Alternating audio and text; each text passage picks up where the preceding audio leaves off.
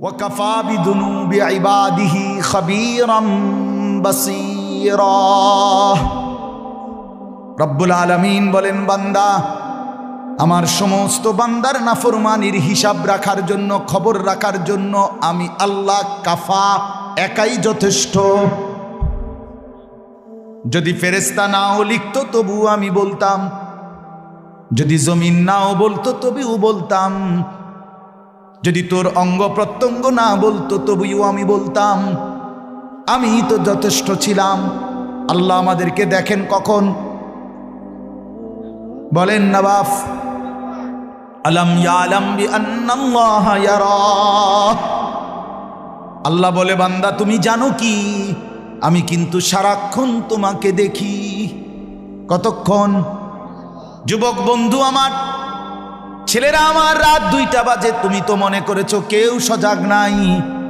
মা ঘুমিয়ে, বাপ ঘুমিয়ে, পাড়াপড়শি ঘুমিয়ে গেছে, এজন্য মোবাইলে লেফ কম্বলের নিচে উলঙ্গ ছবি দেখছ। রব্বুল আলামিন আরশে আজিম থেকে ডাক দিয়ে বলে, বান্দা আনিস সব যদিও ঘুমিয়ে গেছে, আমি রব্বুল আলামিন কিন্তু জেগে আছি, আমি তো দেখছি। আল্লাহ দেখছেন কিনা? কখন কখন? মালিক আমার ঘুমায় কখন? মালিক বিশ্রাম নেয় কখন? মালিক তন্দ্রা যায় কখন? কখনো না। রাতের 2টা, দিনের 2টা আল্লাহর কাছে বরাবর। 7 আসমানের উপর, 7 তবক জমিনের নিচ আল্লাহর কাছে বরাবর। ডান দিক বাম দিক সব দিক আল্লাহর কাছে বরাবর, সমান সমান। আল্লাহ একভাবে, এক নজরে সব দেখছেন। আল্লাহ আমারও মাফ করেন, আমাদের সবাইকে মাফ করেন। আমরা প্রত্যেকেই বাপ। আপনার হাতে আপনার দায়িত্ব, আপনার জিম্মাদারি, আপনার বুঝ।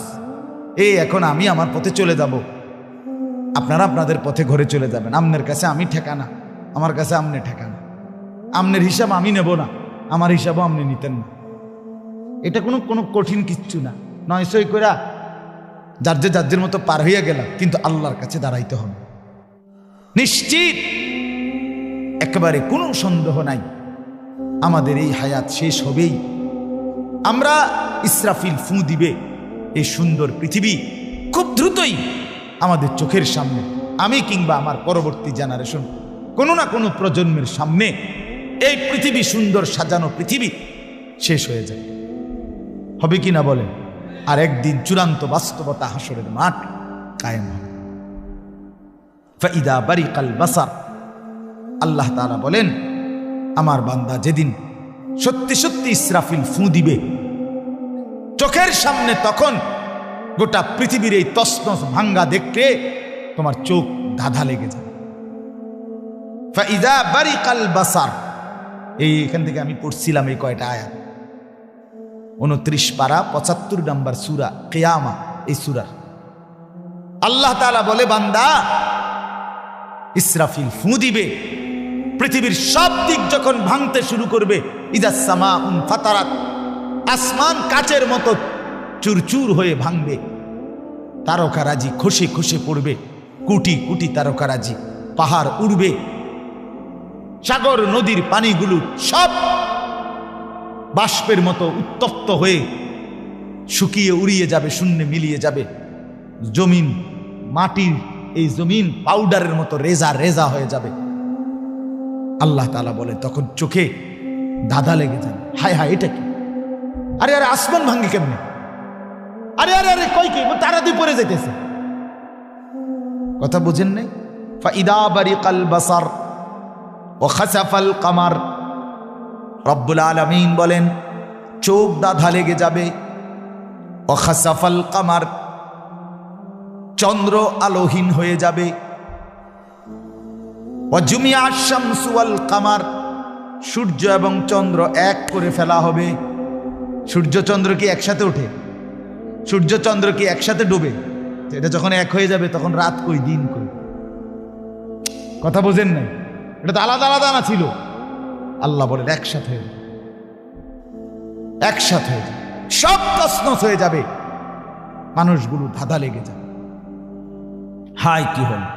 গত কিছুদিন আগে শনিবার সকালবেলা ভূমিকম্প হয়েছিল নি? টের পাইছিলেন আপনারা? হ্যাঁ, আমি তখন চাঁদপুর ছিলাম, ফুলছোয়া, বাংলাদেশের অন্যতম বুজুর্গ, আমাদের মহান পুরুষ, বাংলাদেশের পীরে কামেল শেখুল হাদিস আল্লামা মুফতি আবু সাঈদ দামাত বারাকাতুহুমের মাদ্রাসা। ওই সময় বার্ষিক মাহফিল চলতেছিল ওইখানে। আমি রাত্রে গিয়া রইছিলাম, সকালবেলা ছিলাম মাদ্রাসার মধ্যে শুইতা। এই সময় আমরা আরো ঘুম ভাঙ্গে গেছি, এটা নড়া উঠছে আর বিল্ডিং। তো আমার মোবাইলে তখন ওই কুমিল্লা ক্যান্টনমেন্টে একটা নতুন গুমতি টাওয়ার হয়েছে, বিশাল। এইটার এক ব্যবসায়ী আমার ঘনিষ্ঠ এবারটা আমারে ফোন দিছে, আমার মোবাইলে ওই তার নাম উঠছে, আর আমি চিনছি। সাথে সাথে রিসিভ করতে দেরি মোবাইলটা, হুজুর হুজুর হুজুর হুজুর হুজুর হুজুর কত কত কত দোয়া করে, কত দোয়া করে, কত দোয়া করেন। আমি কিটা কিটা হয়েছে, আও কি হয়েছে ভাই? আমরা সব দোকানদার পুরা টাওয়ারের রাস্তাতে হেলেছি। আমি কি হয়েছে? সব ভূমিকম্প হুজুর, ভূমিকম্প, দোয়া করেন। আমি গেলাম সাথে সাথে, ভাই দোয়া করে লাভ না, আমার এন্দিও লড়ে,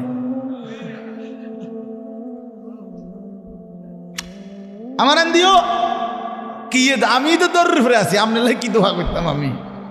আমারই তো কোনো বেল নাই, আমি তো দৌড়ের উপরে, আপনার লাই কিতাম দোয়া করতাম। কে কাল্লায় দোয়া করে, ঠিক কিনা বলেন নাকি?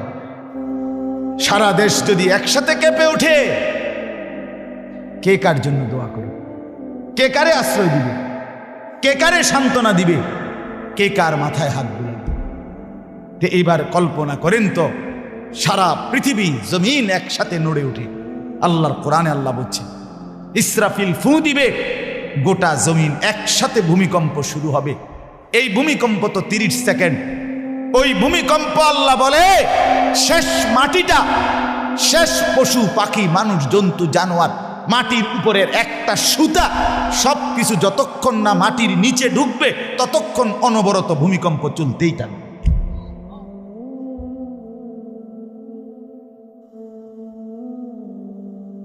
হ্যাঁ দোস্ত, তুমি তো নাটক দেখতে মজা পাইছো, আমরা এটা কোরআন থেকে বলছি। তুমি এটা মনে করো না এটা নাটক, বানাই না কথা। ইয়া আইয়ুহান নাসু তাকু রাব্বাকুম ইন্না জালজালাতাস সাআতি শাইউন আযীম। রব্বুল আলামিন বলেন, মানুষ, হে মানুষ, আমি আল্লাহকে ভয় করো, নিশ্চয়ই কিয়ামতের ভূমিকম্প বড়ই ভয়ানক। ইয়াউমা তারাউনাহা তাদহালু কুল্লু মুরদিআতিন আম্মা আরদাআত। রব্বুল আলামিন বলেন, ইসরাফিল যখন ফু দিবে, গোটা জমিন একসাথে যখন ভূমিকম্প শুরু হবে, আল্লাহ বলে তখন অবস্থা কি হবে বান্দা জানুনি? যে মা তার কোলের বাচ্চাকে দুধ খাওয়াইতেছিল, আল্লাহর কসম, আল্লাহ কোরআনে বলে সেই মা তার দুগ্ধপায়ী সন্তানটাকে ছুঁড়ে ফেলে দিয়ে ওই মা পাগলের মতো দৌড়তে শুরু করবে। তাদাউ কুল্লু দাতি হামলিন হামলাহা। এবং আল্লাহ বলেন, যেই মায়ের পেটের বাচ্চা 9 মাস পূর্ণ হয়ে গেছে, 10 মাস পূর্ণ হয়ে গেছে, হয়তো ঘন্টা 2-1 পরে অথবা 6 ঘন্টা 10 ঘন্টা পরে বাচ্চাটা প্রসব হইবে। এমন চূড়ান্ত মুহূর্ত, মা যখন প্রসব যন্ত্রণায় কাতরাচ্ছিল, ঠিক এই টাইমে ভূমিকম্প হবে। আল্লাহ বলেন, সাথে সাথে গর্ভধারিণী মা এত জোরে দৌড় মারবে পাগলের মতো, নিজের পেটের বাচ্চা নিজেই খালাস হয়ে পড়ে যাবে। মা দেখবে না ফিরে, ছেলে হলো না মেয়ে হলো, বেঁচে রইল না মরে গেল। কোরআনের আয়াত। হ্যাঁ দোস্ত, জিন্দিগি মানে ভাত তরকারি না, ফাঙ্গাসের তেলাপিয়া না, না খামখেয়ালি না, খামখেয়ালি না। ফাইদা বারিকাল বাসারু ওয়া খাসাফাল কামার ওয়া জুমিআশ শামসু ওয়াল কামার। আল্লাহ বলে চোখ ধাঁধা লেগে যাবে, চন্দ্র আলোহীন হবে, সূর্য চন্দ্র এক হয়ে যাবে। এবার মানুষগুলো পাগলের মতো দৌড়বে।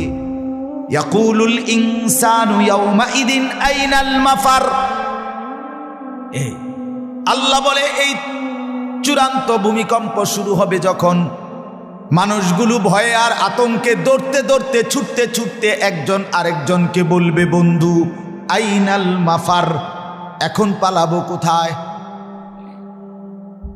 কেউ তো এদিকে দৌড় দিয়ে দেখে ওইখানেও নড়ে, এবার এদিকে দৌড় দিয়ে দেখে এদিকেও নড়ে, এদিকেও নড়ে, এদিকেও নড়ে, পূব দিকেও নড়ে, পশ্চিম দিকেও নড়ে। আইনাল মাফার, আইনাল মাফার।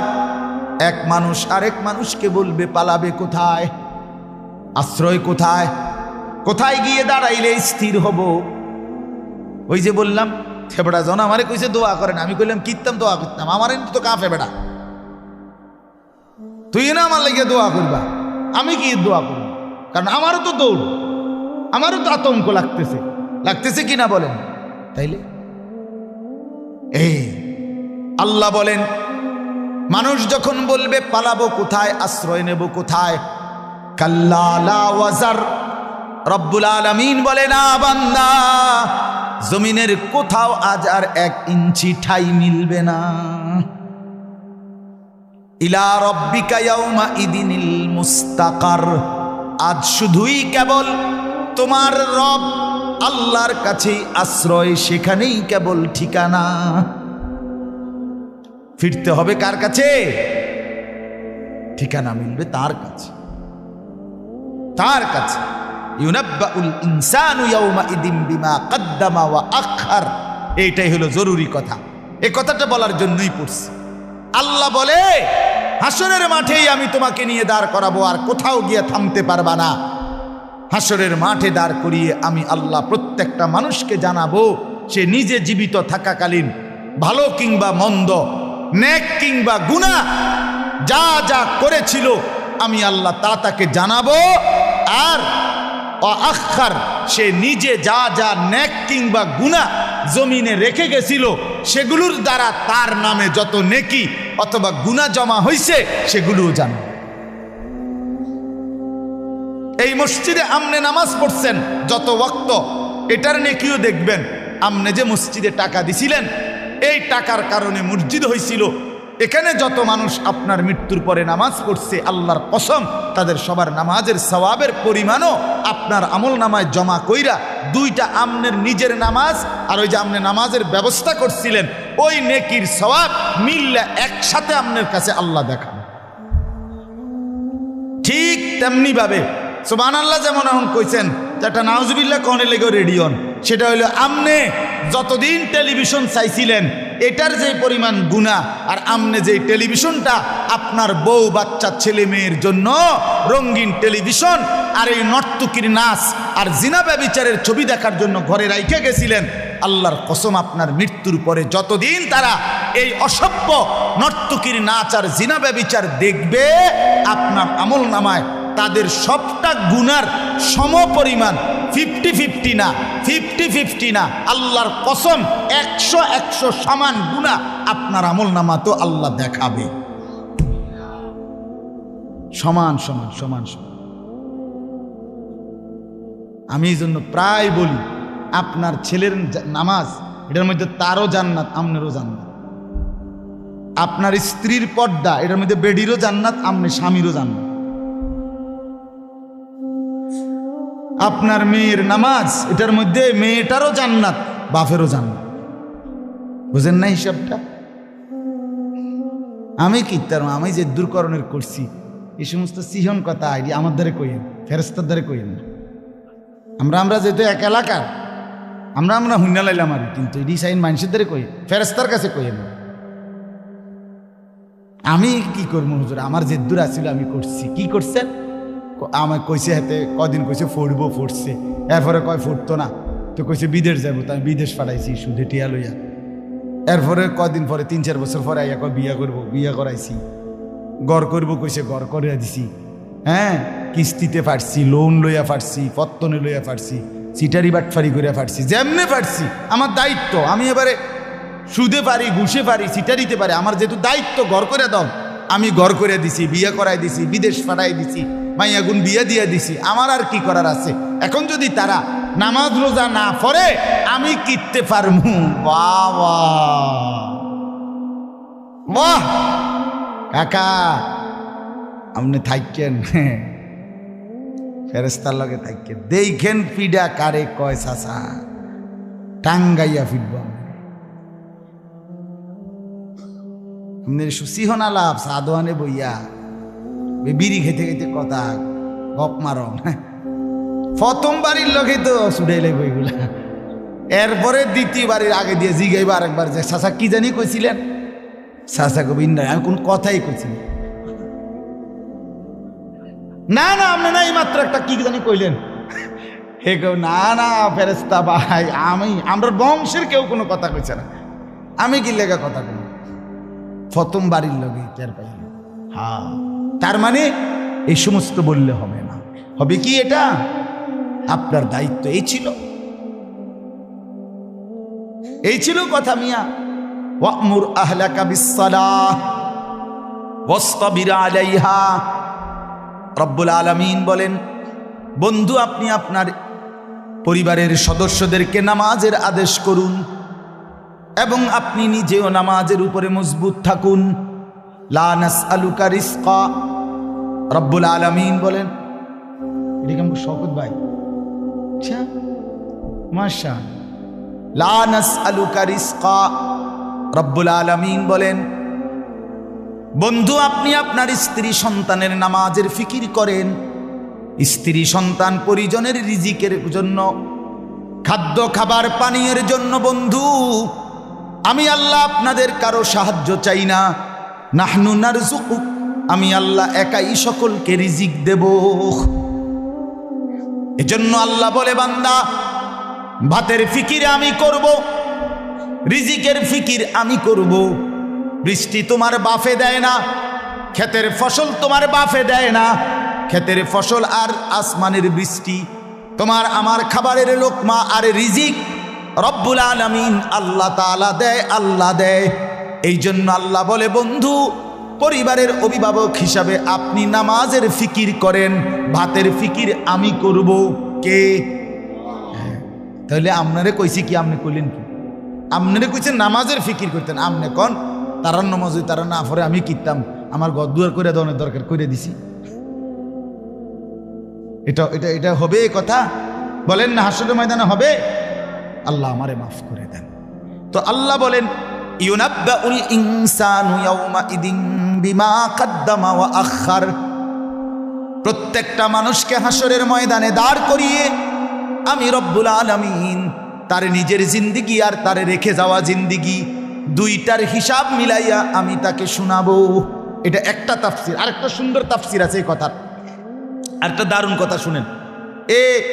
এই যে কাগজটার দিকে দেখেন, এই কাগজটার মধ্যে অনেক লেখা আছে না, কিন্তু ফাঁক আসেনি কোনো জায়গা আছে। ও এই যে ইন্ডিয়া ইন্ডিয়া এনে ফাঁকা আছে না, মানে সাদা সাদা জায়গা আছে কিনা বলেন? এই দিক দিয়ে আছে, এই দিক দিয়ে আছে। তো এইটার একটা অর্থ হইল হাসরের ময়দানে আল্লাহ তাআলা আমাদের প্রত্যেকের হায়াত 60 বছর 70 বছর 50 যে দূর হায়াত পাইছে, এটা সামনে নিয়ে আল্লাহ দেখাবে, বান্দা তোমার এই ছিল হায়াত, এই হলো তোমার জানুয়ারি মাস, ডিসেম্বর মাস, এই ছিল 2023 সালের ডিসেম্বর। তুমি মোট যাই আমল করছে এই কদ্দুর এন্দিয়া এন্দিয়া দূরে দূরে দূর। এই যে শুক্রবারে 2 রাকাত নামাজ দেখছো নি, এই যে 2 রাকাত, পরে শুক্রবারের 2 রাকাত দেখছো এন্দিয়া, যে এনে 10 টাকা দিছিল দেখ বেটারে, এই যে 10টা টাকা এমনি এমনি মিলাইয়া ডিসেম্বরের ন্যাক আমলগুলো এগুলো আল্লাহ দেখাবে। দেখাইয়া এরপরে যেগুলো খালি না, আল্লাহ তাআলা বলবে, বান্দা এই জায়গাগুলোতে তোমার হায়াতের সময় ছিল, কিন্তু তুমি সেই সময়গুলো কোনো কাজে না লাগাইয়া নষ্ট করে দিছ। আমার দেওয়া সেই সময়গুলো এখন জবাব দাও, নাফরমান কেন নষ্ট করলা সেটা বল। সময় তোমার বাফে দিছিল, এখন ফিরাই দাও। আজকে এখানে আমরা যারা বসা, আমাদের প্রত্যেকের জন্য আজকে এশার নামাজের ওয়াক্ত হয়েছিল নি? কথা বলেন না কেন? এশার নামাজ পড়ার সুযোগ ছিল কিনি? তাহলে তোমরা যারা নাফরমান এশার নামাজ পড়ো নাই, তোমরা কি বলবা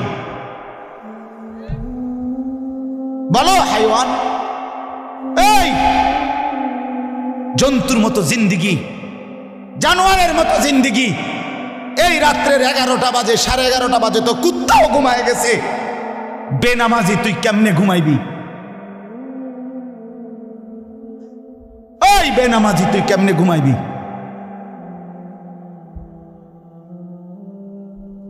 কেমনে ঘুমাইবি না ফরমান? সারাদিনে একটা ওয়াক্ত নামাজ পড়লা না যারা, তুমি জানো আর কেমনে ঘুমাইবা এখন? তুমি ওই ঘরে ঘুমায়ও না, তুমি তোমার মতো প্রাণী যেগুলো সেজদা দেয় নাই ওই জানোয়ারদের সাথে যাও। জিন্দিগি মানে তামাশা, জিন্দিগি মানে চুলের একবার এদিকে ফিরাও, একবার এদিকে। দুশ্মনিক মানুষের মানে ম্যাজিক খেলে, হ্যাঁ হ্যাঁ হাসো হাসছে, কাঁদো কাঁদো, আসো আসছে, পিচ্ছাও পিচ্ছে। ঠিক বেঈমানে এবার এদিকে বাড়াও, হ্যাঁ বাড়াও। সামনের মাসে কইছে এবার এদিকে বাড়াও, বাড়াও। এবার এদিকে একদম সাদা করে লাও, সাদা করে। মানে নাফরমান বেঈমানে যেটা বলে, আমার অসংখ্য ছেলে পেলে তার লগে লগে নাচে, টিডিং টিডিং টান। আত্মসম্মান কোথায় বেটা তোর? বেটা তোর নিজস্ব কোনো স্বকীয়তা নাই, নিজস্ব কোনো স্বকীয়তা থাকবে না। বেঈমান যা বলবে তুমি তাই, কখনো ঢোলা কখনো সিফা। আশ্চর্য কথা এটা।